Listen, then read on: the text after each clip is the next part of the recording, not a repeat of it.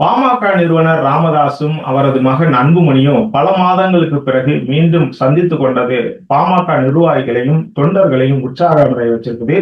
அதே நேரத்துல ராமதாஸோட நடவடிக்கைகள் அடுத்து என்னவா இருக்கும் அப்படிங்கிற ஒரு கேள்வியும் எழுந்திருக்குது.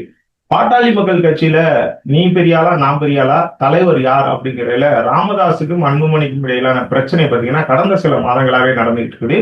இதுல இரண்டு பேரும் ஒருவரை ஒருவர் சரமாரியா குற்றம் சாட்டிக்கிட்டே வர்றாங்க.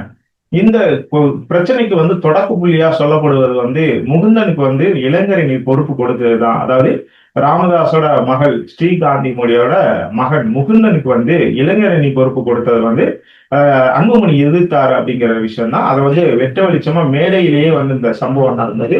அப்போ ராமதாஸ் ஒரு விஷயத்த சொன்னாரு, இந்த கட்சியில நான் தான் எடுக்கிறதா முடிவு, இது நான் உருவாக்கின கட்சி, விருப்பம் இல்லாதவங்க வெளியேறுங்க அப்படிங்கிற மாதிரி ராமதாஸ் சொன்னாரு. இதுதான் அன்புமணிக்கும் ராமதாஸுக்கும் இடையில ஏற்பட்ட மோதலினோட தொடக்க புள்ளி அப்படின்னு சொல்லப்பட்டாலும் இந்த விவகாரத்துல வேறு சில விஷயங்களும் இருக்கிறதா சொல்லப்படுது. அதாவது யாரு கூட கூட்டணி வைக்கிறது அப்படிங்கிற ஒரு விவகாரம். அது மட்டும் இல்லாம பாட்டாளி மக்கள் கட்சியோட சொத்து, அது கூட ராமதாஸோட சொத்து அப்படிங்கிறது யாரு கையாளுறது, குறிப்பா ராமதாஸோட சொத்துக்கள் யாருக்கு சேரணும் அப்படிங்கிறதுல ரொம்ப ஒரு முட்டுக்கட்டை இருக்குது அப்படிங்கிறது. ஏன்னா ராமதாஸ் மகன் மகன்களுக்கு சரிசமமா பிரிச்சு கொடுக்கணும் அப்படின்னு நினைக்கிறாரு. ஆனா அன்புமணியை பொறுத்தளவுக்கு அந்த சொத்து எல்லாமே எனக்கு மட்டும்தான் அப்படிங்கிற மாதிரி சொன்னதுனாலதான் அந்த பிரச்சனை ஆரம்பிச்சிச்சு அப்படிங்கிற மாதிரி சொல்லப்படுது. இல்லாம சொல்ல விரும்பத்தகாத சில விஷயங்களும் இந்த விவகாரத்துல அடங்கி இருக்கிறதா சொல்லுது. இதனால இரண்டு பேரும் பாத்தீங்கன்னா கடந்த சில மாதங்களாவே ஒரு மோதல் போக்குதெல்லாம் இருக்கிறாங்க. இதுக்கு இடையில ராமதாஸ் அன்புமணி மீது பல்வேறு குற்றச்சாட்டுகளை வச்சாரு. என்னோட அனுமதி இல்லாம எந்த விஷயத்தையுமே அன்புமணி செய்யக்கூடாது, ஏன் என் பேரை கூட அன்புமணி பின்னால போடக்கூடாது, வேணும்னா இன்சியலை முன்னாடி போட்டுக்கலாம், ஆனா அன்புமணி ராமதாஸ்ங்கிறது எங்கேயுமே பயன்படுத்தக்கூடாது அப்படிங்கிற மாதிரி சொன்னாரு. அது மட்டும் இல்லாம என் மகனே இல்ல, ஒரு மகன் இப்படியெல்லாம் பண்ண மாட்டான், தன் தாய் மேலே தண்ணீர் பாட்டெல்லாம் வீசி அடிச்சான் அப்படிங்கிற மாதிரி அன்புமணி மேல ராமதாஸ் தொடர்ச்சியான குற்றச்சாட்டுகளை வச்சாரு. அது மட்டும் இல்லாம அன்புமணி செஞ்ச இந்த நடைபயணங்கள் இதெல்லாம் கூட விமர்சிச்ச ராமதாஸ் என்ன சொன்னார்னா, இது என்னோட அனுமதி இல்லாம கட்சியவோ இல்ல கட்சி கொடியவோ கட்சி பேரையோ பயன்படுத்தக்கூடாது, என் பேரையும் பயன்படுத்தக்கூடாது அப்படிங்கிற மாதிரி போலீஸ்ல எல்லாம் புகார் அளிச்சார். இத்த அளவுக்கு பெரிய பிரச்சனையானாலும் என்ன இந்த சைடு பாத்தீங்கன்னா அன்புமணி ராமதாஸ் மீது பல்வேறு குற்றச்சாட்டுகளை வச்சாரு. அது மட்டும் இல்லாம என்ன சொன்னாரா, அவர் எங்களுக்கு எப்பவுமே ஐயா தான், அவர் முதுமை காரணமா இந்த மாதிரி எல்லாம் பேசிட்டு இருக்காரு, அதனால அவர் ஓய்வுல இருக்கணும், நான் தான் பாட்டாளி மக்கள் கட்சியோட தலைவர், அதனால என்னைய தொடர்பு கொள்ளக்கூடிய நிர்வாகிகள் என்னைய பாருங்க, என்னோட அலுவலகத்துக்கு வாங்க, நான் தனியா ஒரு அலுவலகம் போட்டிருக்கேன் அப்படிங்கிற மாதிரி எல்லாம் சொன்னாரு. இது ராமதாஸுக்கும் அன்புமணிக்கு இடையிலான புகழ்ச்சியில ரொம்பவே அதிகப்படுத்துச்சு. இதுக்கு இடையில என்ன பண்ணாருன்னா, அன்புமணி தான் என்னோட வீட்டுல ஒட்டு கேட்பு கருவியை வச்சாரு அப்படிங்கிற மாதிரி பகிரமான குற்றச்சாட்டையும் ராமதாஸ் வச்சாரு. அது மட்டும் இல்லாம பாட்டாளி மக்கள் கட்சியோட தலைவர் பொறுப்புல இருந்து அன்புமணியை நீக்கியாச்சு, இப்ப அவர் செயல் தலைவர் பொறுப்பு கொடுத்தாச்சு, நான் சொல்லக்கூடிய வேலைகளை மட்டும்தான் அன்புமணி செய்யணும், ஆனா அதை செய்யாம அவரு இஷ்டத்துக்கு எதாவது செஞ்சிட்டு இருக்காரு, அதெல்லாம் ஏற்க முடியாது அப்படிங்கிற மாதிரி அன்புமணி ராமதாஸ் சொன்னாரு. அது மட்டும் இல்லாம என்ன விஷயம் சொன்னார்னா, இந்த 60வது திருமண நாளுக்கு கூட அன்புமணி வரல அப்படிங்கிறத ரொம்ப ஆதங்கப்பட்டு ராமதாஸ் சொன்னாரு.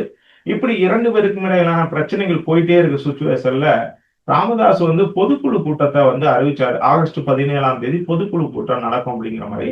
ஆனா அதற்கு போட்டியா அன்புமணி ஆகஸ்ட் 9ஆம் தேதியே பொதுக்குழு கூட்டத்தை நடத்தினாரு. அதுல பாட்டாளி மக்கள் கட்சியோட தலைவரா மீண்டும் ஒரு வருஷத்துக்கு பதவி நீட்டிப்பு செஞ்சு தீர்மானம் தான் நிறைவேற்றப்பட்டுச்சு. இதுக்கு அடுத்த நாள் பாட்டாளி மக்கள் கட்சியோட மகளிர் மாநாடு மயிலாடுதுறை மாவட்டம் பூம்புகார்ல இவர் ராமதாஸ் நடத்தினாரு.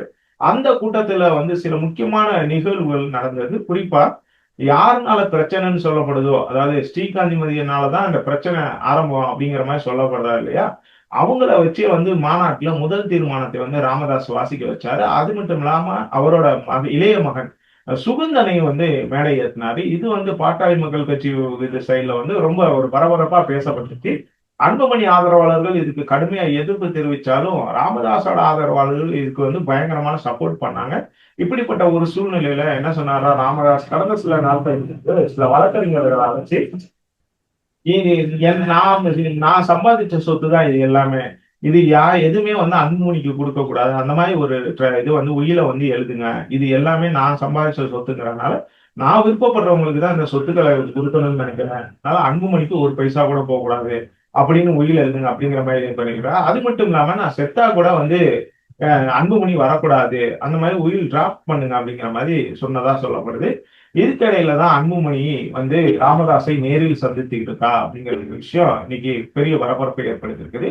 இதுக்கு என்ன காரணம் அப்படின்னா, கடந்த சில நாட்களுக்கு முன்பு ராமதாஸோட 60வது திருமண நாள், 60வது கல்யாண நாள் நடந்துச்சு.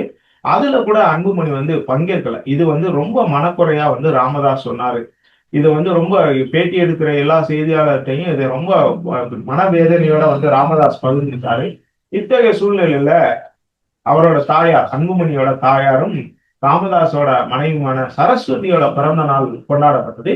இந்த கொண்டாட்டத்துக்குள்ள வந்து அன்புமணி தன்னோட குடும்பத்தோட பங்கேற்றுக்கிட்டார். இந்த கொண்டாட்டம் எங்க நடந்து கொண்டுச்சுன்னா, தைலாபுரம் தோட்டத்துல தான் நடந்துக்குச்சு. அந்த இதுக்கு வந்து தன்னோட குடும்பத்தோட வந்து அன்புமணி ராமதாஸ் எல்லாருக்கும் கேக் ஊட்டி இது பண்ணாங்க. அப்ப வந்து பல மாதங்களுக்கு பிறகு ராமதாஸும் அன்புமணியும் சந்திச்சுக்கிட்டாங்க அப்படின்னு சொல்லப்படுது. ஆனா 2 பேரும் எந்த விஷயத்தையும் பேசல அப்படிங்கிறாங்க. அந்த பிறந்த நாள் மகிழ்ச்சியோடயே எல்லாரும் கலைஞ்சு போயிட்டாங்க. மற்ற வேற எந்த விஷயத்தையும் பேசல அப்படின்னு சொல்லப்படுது. இதனால வந்து மீண்டும் வந்து ஒரு இணக்கமான சூழல் ஏற்படுவதற்கான வாய்ப்பு இல்லை அப்படிங்கிற மாதிரி ஒரு கருத்து வந்து பரவிருக்கு. இதுக்கிடையில வந்து பாட்டாளி மக்கள் கட்சியோட பொதுக்குழு கூட்டத்தை வந்து ராமதாஸ் அறிவிச்சிருக்காரு. இது தொடங்க இருக்குது. அந்த கூட்டத்துல சில முக்கிய முடிவுகள் ராமதாஸ் அறிவிப்பார் அப்படின்னு எதிர்பார்க்கப்படுது. இப்ப வந்து ஒரு இணக்கமான சூழல் ஏற்பட்டிருக்குது. சரஸ்வதி அவர்களோட பிறந்த நாள் மூலமா ஒரு இணக்கமான சூழல் இரு குடும்பத்துக்கு இடையில ஏற்பட்டிருக்கிறதுனால ராமதாஸ் கொஞ்சம் இறங்கி வருவாரோ அப்படிங்கிற மாதிரி ஒரு எதிர்பார்ப்பு உருவாகி இருக்கிறதா பாட்டாளி மக்கள் கட்சியோட நிர்வாகிகள் சொல்றாங்க. ஆனா ராமதாஸ் வந்து திடீர்னு என்ன முடிவு எடுப்பார் அப்படின்னு சொல்ல முடியாது. இன்னொன்னு பாத்தீங்கன்னா, கூட்டணி விவகாரத்துல ராமதாஸ் வந்து ஒரு முக்கியமான முடிவு எடுத்திருக்கிறதா சொல்லப்படுது. அதாவது முதல்ல வந்து அன்புமணி வந்து பாஜக கூட கூட்டணி வைக்கிறது, இப்ப ராமதாஸ் வந்து அதிமுக கூட கூட்டணி வைக்கிறது அப்படின்னு பேசப்பட்டதா ஒரு விஷயம் இருந்தது. ஆனா இப்ப வந்து என்ன பண்ணியிருக்காருன்னா, ராமதாஸ் வந்து இப்ப திமுக கூட்டணி தான் வலுவா இருக்குது. அந்த விவகாரத்துல திருமாவளவன்கிட்ட கூட நான் கொஞ்சம் பேசிட்டேன். அவரு கூட கொஞ்சம் இறங்கி வருவாரு. அதனால வந்து நம்ம திமுக கூட்டணிக்கு போறதை பத்தி தான் யோசிக்கணும் அப்படிங்கிற மாதிரி ராமதாஸ் முடிவெடுக்கிறதா சொல்லியிருக்காரு. ஆனா இங்கிட்ட வந்து அன்புமணி வந்து விடாப்பிடியா பாஜக கூட்டணியில இருக்கணும் அப்படின்னு சொல்லியிருக்கனால நாளைக்கு நடைபெறக்கூடிய பொதுக்குழு கூட்டத்துல ராமதாஸ் என்ன முடிவு எடுக்க போகிறார் அப்படிங்கிறதா பெரும்பாலான பாமக நிர்வாகிகளோட மற்றும் தொண்டர்களோட எதிர்பார்ப்பா இருக்குது. இந்த விவகாரத்துல ராமதாஸ் என்ன மாதிரியான முடிவுகளை எடுப்பார் அப்படிங்கிறது நீங்க நினைக்கிறீங்க? கமெண்ட்ல சொல்லுங்க.